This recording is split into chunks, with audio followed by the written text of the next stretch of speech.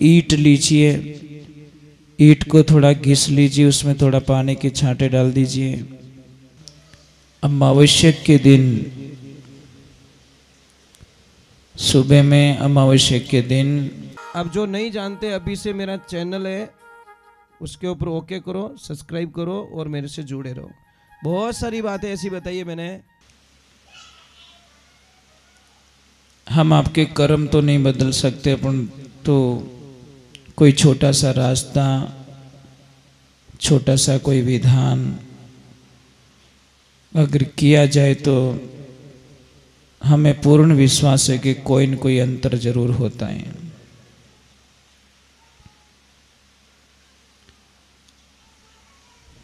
तो कल सबसे पहला उपाय है, अगर आप करना चाहो तो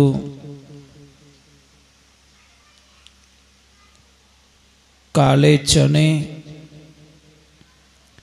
1.25 किलो की मात्रा में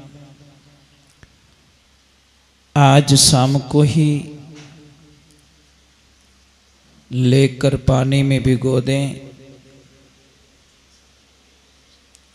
कल सुबह अमावस्या के दिन,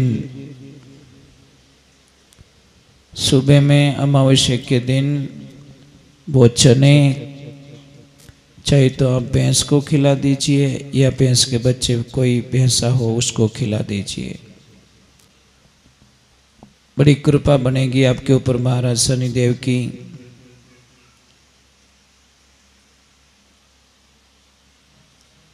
तेल में अपनी परछाया को देखकर तेल भर लीजिए, कोई कटोरी में या फिर कोई थाली में, और उस अपनी परछाया को देखकर उस तेल को आप दान कीजिए। बड़ा शुभ बताया गया है। काली वस्तु, काले कपड़े, काले उड़द, लोहा या तिल या फिर तेल से बनी हुई कोई भी सामग्री दान करें, बड़ा शुभ बताया गया है। और कौओं को अपने हिस्से के भोजन में से उनको प्रसाद ग्रहण कराएं। कौओं को, चींटियों को काले तिल और गुड़ मिलाकर उनको प्रसाद ग्रहण कराएं, उनको मिश्रण करके। काले कुत्ते को रोटी जरूर खिलाएं, मीठी रोटी खिलानी है काले कुत्ते को, ये ध्यान रखें। भगवान शनिदेव बड़ी कृपा करेंगे। कुंभ, मकर और मीन राशि पे 7.5 चल रही हैं, इसलिए उन सभी को हमारी प्रार्थना रहेगी कि ओम शम शनैश्चराय नमः, इस मंत्र का जप जरूर कीजिए। शनिदेव बड़ी कृपा करेंगे। कई छोटी छोटी बातें जो होती है हमारे जीवन काल में बहुत बड़ा फर्क ला देती है। कई लोगों को बड़ी भयंकर लत लगी रहती है, नशे की, बीड़ी की, सिगरेट की, दारू की, अफीम की, कई प्रकार के जो नशे करते हैं। अगर वो नशा छोड़ना चाहे और उनकी इच्छा हो तो कीजिए, भगवान आपकी इच्छाएं पूरी करे। एक लोहे की कटोरी लीजिए, 7 काली मिर्च लीजिए और काली मिर्च को कटोरी में डालकर अपने ऊपर उल्टा वार के उसको घर से बाहर ले जाएं, कपूर से उसको जला दें।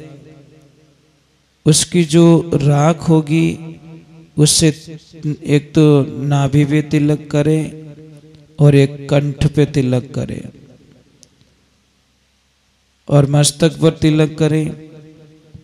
बहुत ही फायदा मिलेगा आपको, कल्पना भी नहीं कर सकते आप। शराब कैसे छूट जाएगी। काम होगा, स्लो होगा, धीरे धीरे होगा।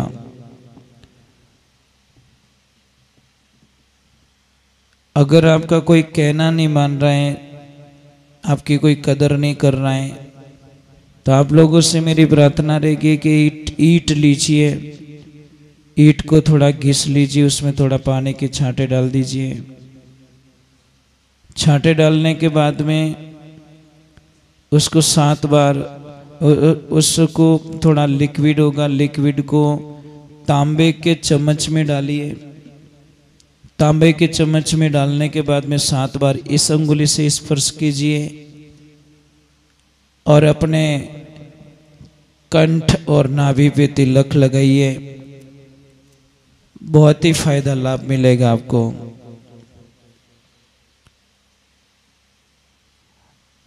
धर्मशास्त्र में बताया गया है कि सोना जो होता है कोशिश कीजिए उसको बेचे नहीं, उसको गिरवी ना रखें। कई लोग बोलते महाराज मजबूरी होती है, तो मजबूरी में रख सकते हैं, ऐसी कोई दिक्कत नहीं है। परंतु अपने शौक पूरे करने के लिए अगर सोना गिरवी रख कर आप अपना शौक पूरा कर रहे हैं, सोना गिरवी रख के आप अपना शौक पूरा कर रहे हैं, तो समझ लीजिए आप कर्जे से कभी बाहर नहीं निकल सकते। अपने शौक के लिए नहीं, अपनी मजबूरी के लिए उसको रख सकते हैं या बेच सकते हैं, तो आपको बहुत बड़ा लाभ होगा।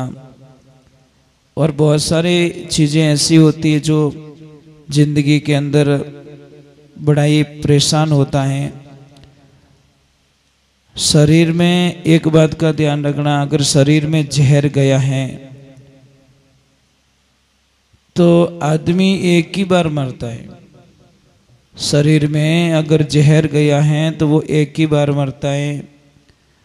और कानों में अगर जहर चला गया तो समझ लीजिए पूरे रिश्ते, पूरा परिवार, पूरा हमारा जीवन सबसे कट जाएगा, मर जाएगा। कानों का जहर गालने का मतलब कोई भी आपको किसी के प्रति कोई बात बताए तो बड़े ध्यान से उस बात को सुने और ध्यान से उसका फैसला लेवे। खेत बेचकर नौकरी करना आसान है, परंतु ईमानदारी से नौकरी करके खेत खरीदना बहुत मुश्किल है। इसलिए आप लोगों से प्रार्थना है कि नौकरी करो, अच्छे से पैसे कमाओ, पर अपने पूर्वजों का जो खेत होता है उसको बेचो मत। हमारी तो विनती रहेगी कि मत बेचिए, क्योंकि पैसे तो आते हैं चले जाते हैं, परंतु जो बुजुर्ग लोगों ने हमारे लिए भूखे मर के, परेशानियां देखकर, दुख देखकर हमारे लिए जो छोड़ी हैं, उसको बेचने का विचारधारा न करें। कोशिश करें वो ना बेचे। एक मैं आपको एक बात बता रहा हूँ कि बहुत सारे लोग बीमार होते हैं, बहुत सारी दवाएं खाते हैं, बीमारियां पीछा नहीं छोड़ती है। हम आपको ये कभी नहीं बोलेंगे कि आप दवाएं मत लो, परंतु एक बात करें, कोई भी दवा ले रहे हो एक मंत्र जरूर उसके साथ में बोल दें, अच्युतानंद गोविंद,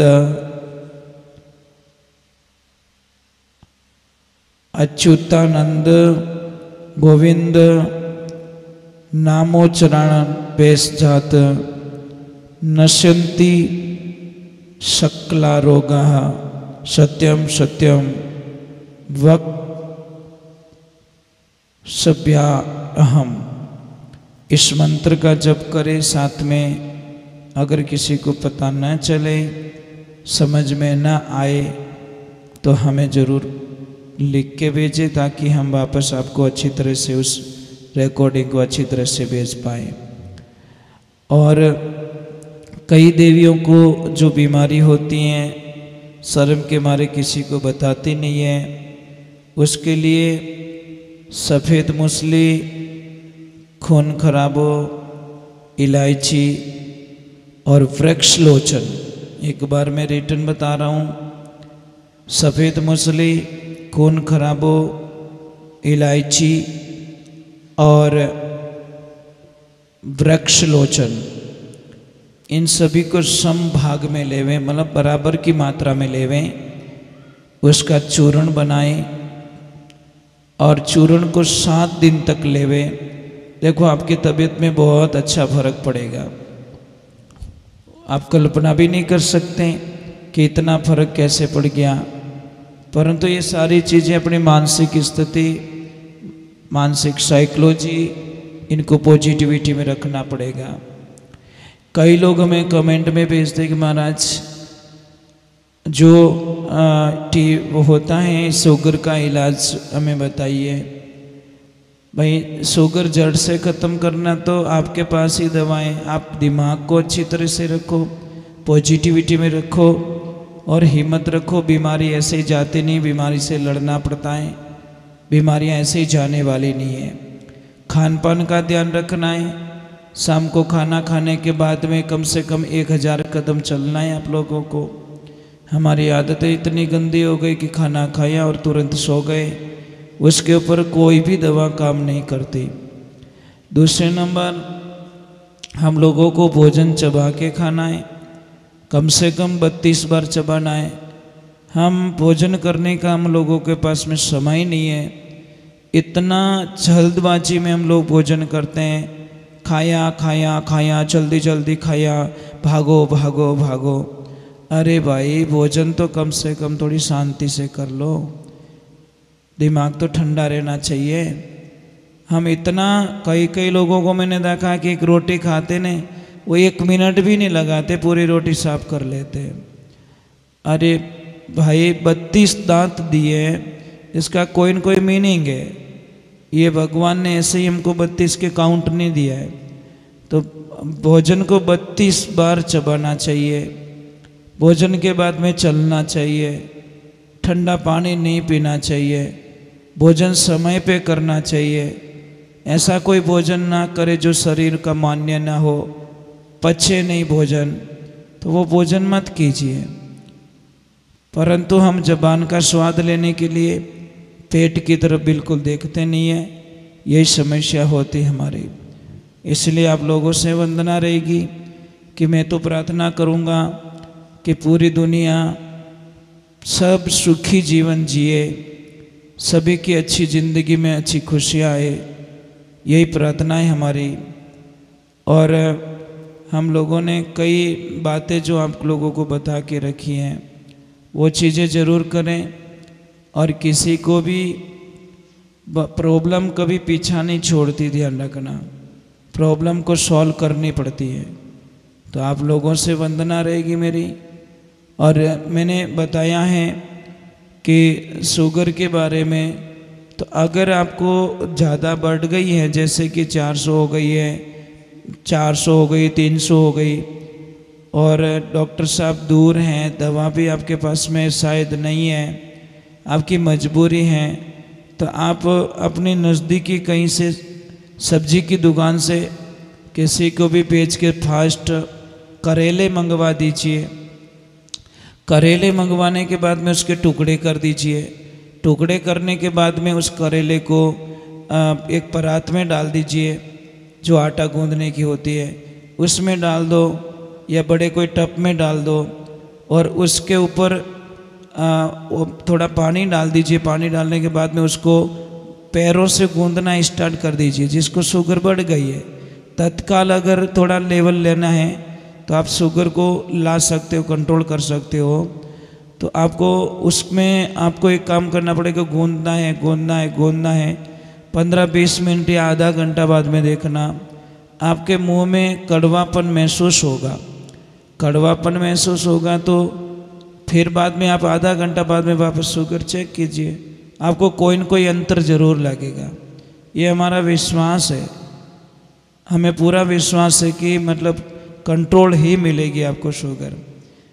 और एक बात का ध्यान रखें, मैंने बताया भी है, और जो भी देख रहे लाइव देख रहे हैं उनको भी मेरी प्रार्थना रहेगी कि अगर किसी की सगाई में थोड़ी अड़चन आ रही, मैंने पहले भी कई उपाय बताए, और जैसे जैसे कोई नया उपाय होता है तो हम ज़रूर शेयर करते हैं कि अगर आपके परिवार में, आपकी फैमिली में किसी की भी लड़के की सगाई हुई हो और लड़के की सगाई नहीं हो रही है, तो जिस लड़के की सगाई हुई है उसके हाथों से जाकर मेहंदी लगवा दो। लड़की की सगाई नहीं हो रही है तो किसी भी परिचित में अगर किसी की सगाई हो चुकी है तो उससे जाके मेहंदी लगवा दो। हमें पूरा विश्वास है कि आपके पास कोई अच्छे समाचार आएंगे, ऐसे मैसेज आएंगे।